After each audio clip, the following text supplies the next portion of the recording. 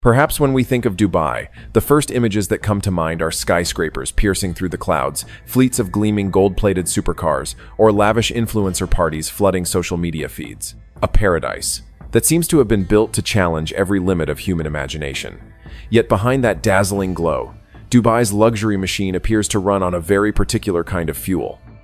The blood and sweat of millions of invisible workers, the very people who built these wonders, yet seem to have been stripped of the right to exist as fully recognized human beings.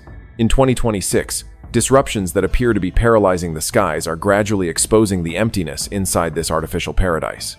So what is really going on? Why do the very workers who helped build the Dubai dream now seem to be among the first to pack their bags and leave? Let us listen to the harsh revelations from those at the very bottom of the system to uncover a truth perhaps worse than anything we have ever imagined. We have all likely heard of Dubai, the place people say gold is scattered on the streets and luxury is the minimum standard of living. But let's pull back the velvet curtain of the so-called financial hub, Dubai International Financial Center, and take a closer look at what is really being served on those gold-plated plates.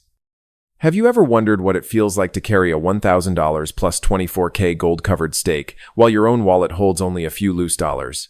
In Dubai, this does not seem like fiction. A skilled service worker here typically earns only around $300 to $500 per month. Let's do a simple business calculation. A server would likely have to work non-stop for 3 months without eating, drinking, or paying rent just to afford a single meal they have just placed on a customer's table. It seems that here, human value is not defined by skill, but by which side of the tablecloth one belongs to.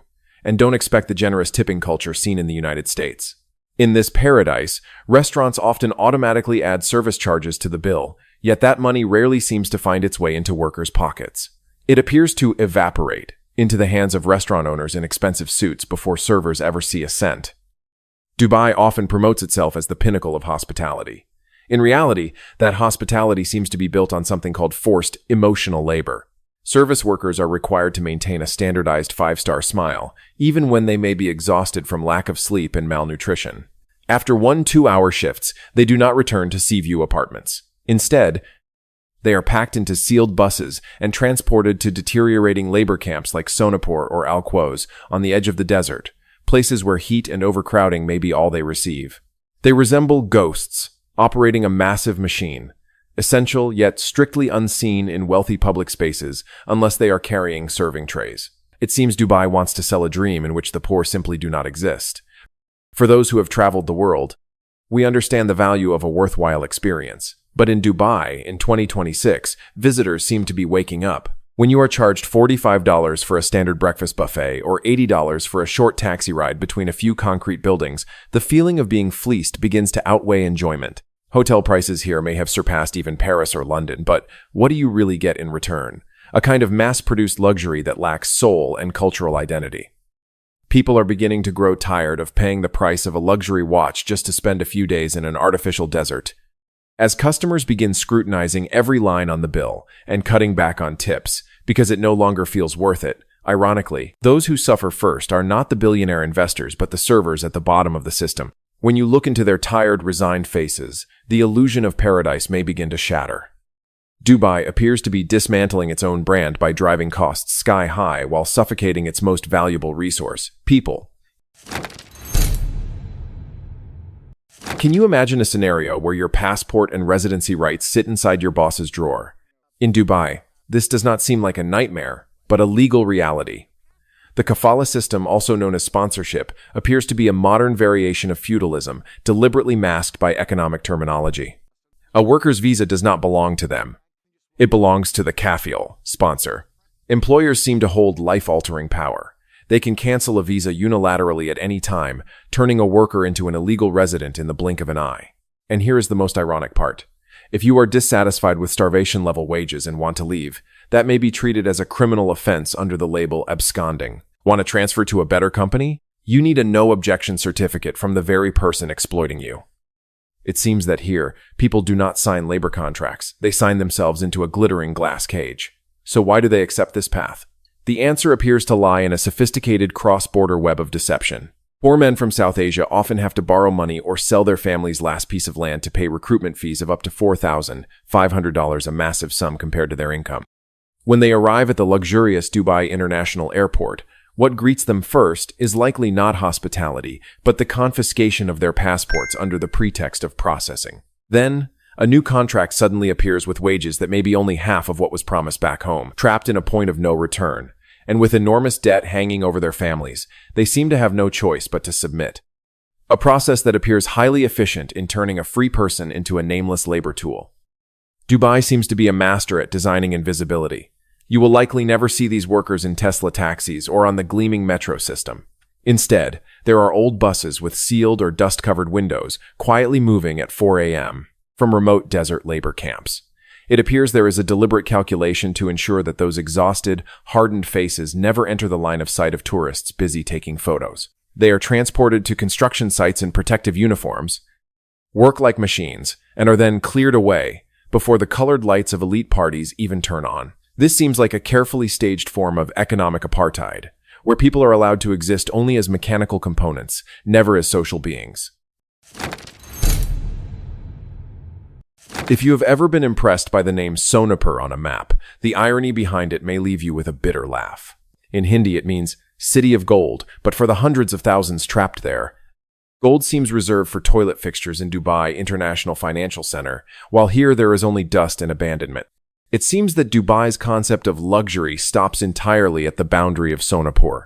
While the ultra-wealthy debate which type of marble to choose for their penthouses, tens of thousands of workers appear to be crammed into concrete blocks that many of us would not even use to house livestock back home.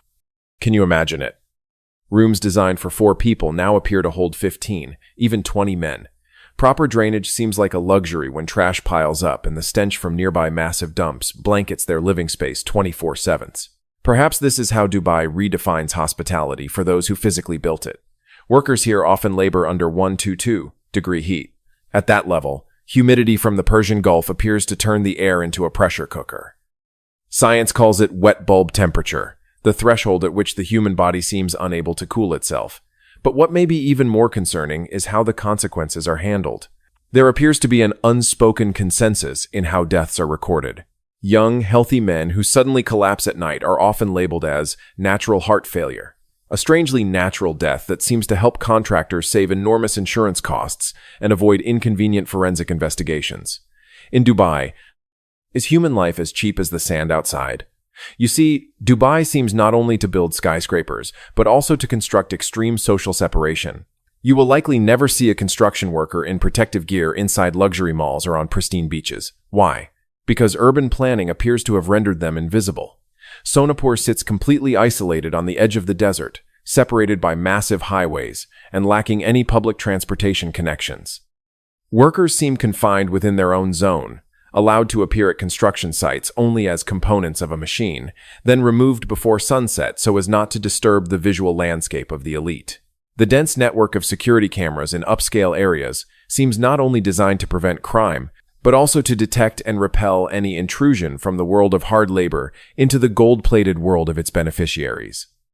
Perhaps the truth about Dubai is worse than many of us want to believe, because it does not just appear to exploit labor, but to strip away the very right to be recognized as human. The March incident at Terminal 3 of Dubai International Airport appears to have changed everything. The appearance of unidentified unmanned aerial vehicles, UAVs, possibly worth only a few $1,000s, was enough to completely paralyze an air traffic control system valued in the billions. The consequences? Over 80,000 bookings were canceled instantly, hundreds of flights were diverted, and thousands of affluent travelers suddenly found themselves stranded in gold-plated terminals that were never designed for chaos. The promise of an impenetrable fortress seemed to collapse in the most ironic way. It appears that even the most advanced defense systems struggle to protect an artificial paradise when it sits too close to the tremors of the real world.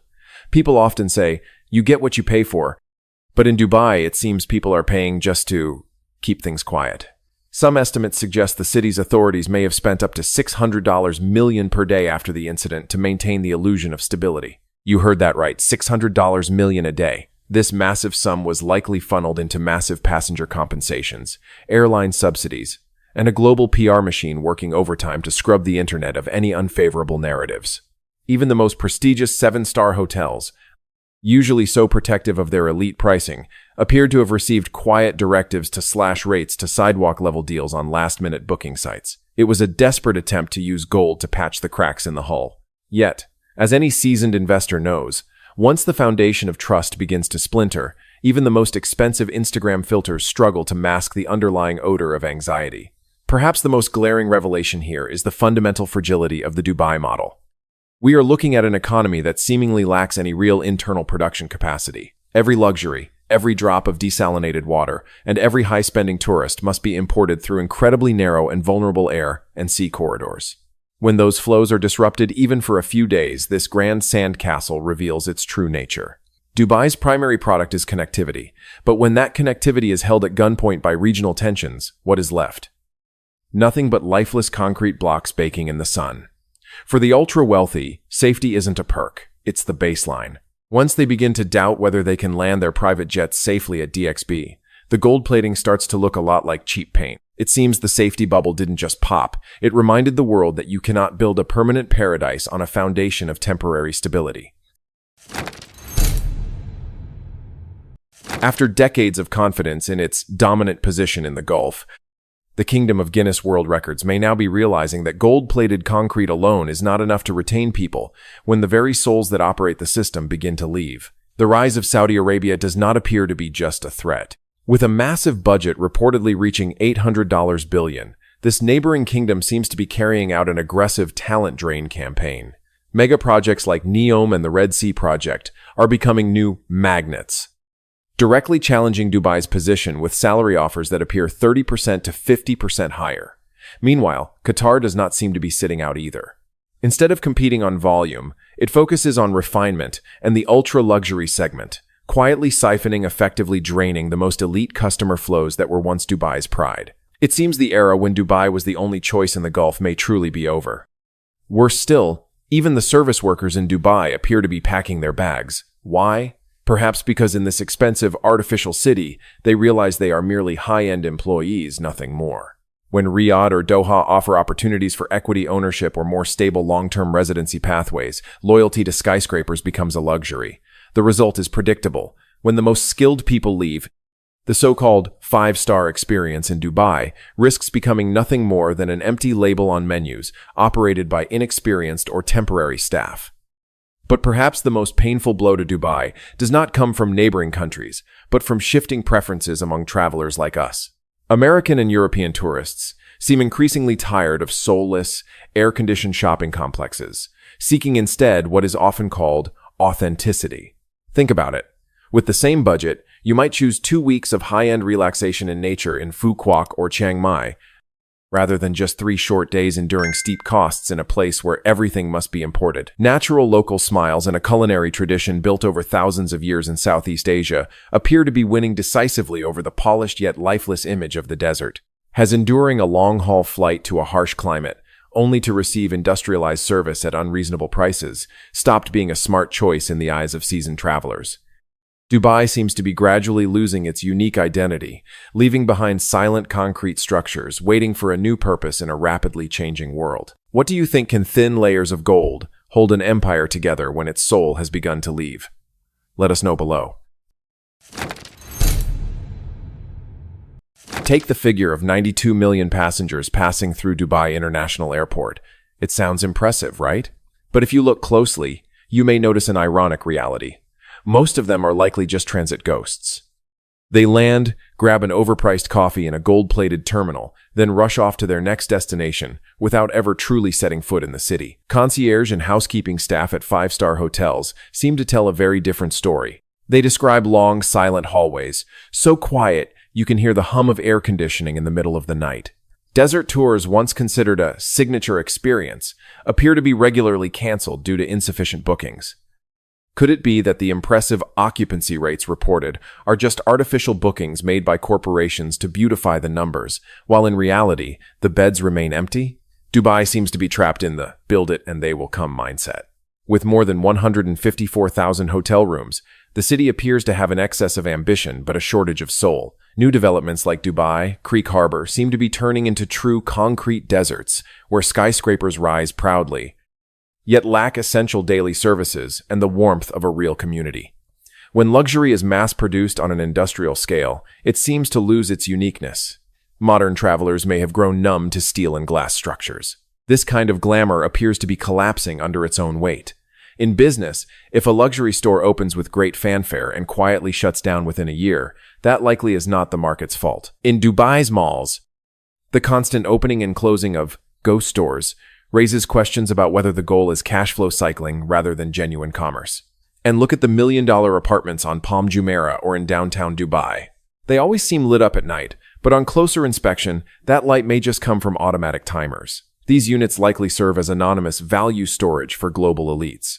As financial watchdogs like the Financial Action Task Force begin tightening oversight in 2026, this capital appears to be pulling out, leaving behind illiquid assets. Perhaps it is time to acknowledge the law of diminishing returns. Building yet another tallest tower in the world no longer seems to generate the same media impact as it did a decade ago. Today's travelers appear visually saturated. They crave sustainable and authentic values rather than polished but artificial Instagram imagery. In the summer of 2026, Dubai appears to be reaching that threshold with what scientists call wet bulb temperature. When heat combined with humidity exceeds 95 degrees Fahrenheit, the human body seems to lose its ability to cool itself through sweat. Inside this pressure cooker, air conditioning is no longer a luxury. It seems to have become the city's only life support system. Perhaps nothing is more alarming than realizing that the survival of millions here depends entirely on a fragile power grid. A large-scale blackout would likely turn those gleaming glass towers into massive ovens almost instantly. Building an entire city of glass and steel in the desert may not have been the wisest idea when nature decides to push back. There is a certain irony, isn't there? People spend thousands of dollars on a vacation in Dubai, only to find themselves effectively confined inside air-conditioned glass cages. Visitors here may be experiencing a form of true indoor tourism. You move from an air-conditioned hotel room, through an air-conditioned corridor, into an air-conditioned mall, and then onto an air-conditioned bus.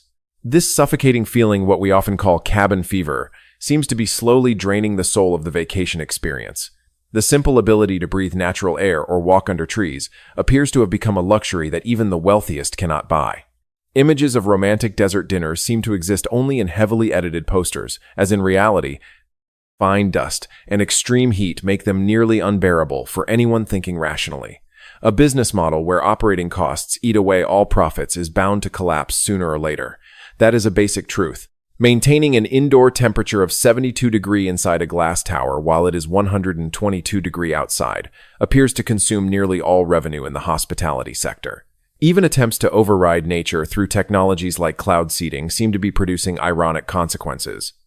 Unusual flooding in 2024 and early 2026 showed that a city designed to fight heat is completely unprepared for heavy rain. It seems Dubai is paying a high price for trying to play God. Why spend a fortune to be confined inside a mall in the desert, when travelers can find freedom, fresh air, and genuine beauty in the Mediterranean or Southeast Asia at a fraction of the cost? International tourists often ask this question, and where they choose to go next, most viewers already know. In the end, a city like Dubai, where the native population makes up only about 7%, while the remaining 93%, the very people who lay the bricks, carry the loads, and serve gold-covered steaks, must live in exploitation, and hardship does not seem like a model of prosperity that can ever be truly sustainable. History has taught men with life experience like us that any structure built on injustice and the suffering of the majority tends to carry within it the seeds of its own destruction. Instead of trying to set another Guinness World Records milestone, Dubai may need a genuine rebirth, a transformation that begins with restoring dignity to its silent workforce. Gold can create brilliance, but perhaps only fairness can create a lasting soul for a city. What do you think about this reality? Can an empire run by debt-bound labor and confined within air-conditioned glass cages truly endure for long under harsh realities? Or does Dubai seem more like a high-risk economic experiment with an increasingly heavy cost? Leave your thoughts in the comments below. We're eager to read them. A final thought for you. This analysis isn't about predicting the future with certainty, but rather offering a much-needed perspective on the geopolitical risks already hiding in plain sight. Because in this world, the most dangerous thing, Dongnu, isn't what is obviously about to happen. It is, perhaps, what we stubbornly believe will never happen. Thank you for staying with us until the end. Don't forget to subscribe to our channel. We look forward to seeing you in the next one.